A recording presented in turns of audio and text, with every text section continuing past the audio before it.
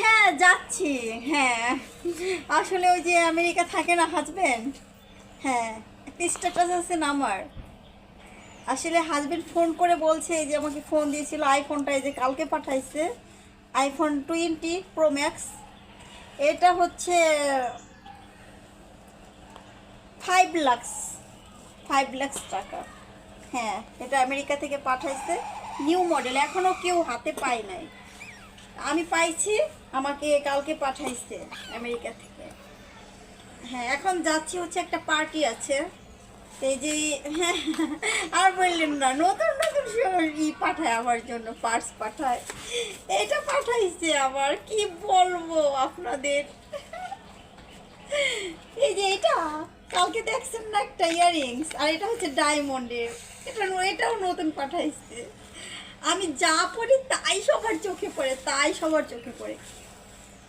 না না যাচ্ছি হচ্ছে পার্টিতে, আমার হাজবেন্ডের বন্ধু আছে, তার ফ্রেন্ডের শ্বশুরের দাদুর, তার জ্যাঠামশাইয়ের, তার কাকা শ্বশুরের, তার সম্বন্ধীর হচ্ছে আজকে বার্থডে, সেই বার্থডেতে যাচ্ছি আজকে। কি গিফট নিচ্ছি দাঁড়ান দেখাচ্ছি আমি।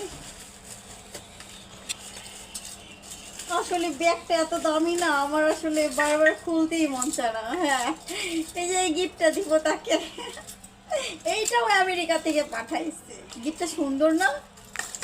এটা 2 লাখ টাকা দিয়ে পাঠাইছে। হ্যাঁ পার্টিতে যাচ্ছে। শাড়িটা এটা হচ্ছে ঢাকা থেকে কিনেছে, হ্যাঁ নিউ মার্কেট থেকে কিনেছি এটা। এটার প্রাইস হচ্ছে 2 লাখ টাকা, অনলি 2 লাখ টাকা। না ভাই আমার আবার এত কথা বলতে বলতে আমার আর ভালো লাগে না, আমার মেকআপটা নষ্ট হয়ে যাচ্ছে গরমে এত। উফ আমি আবার এসি ছাড়া থাকতেই পারি না। হ্যাঁ আপনার দাদা আমার ঘরে 5টা এসি লাগাই দিচ্ছে।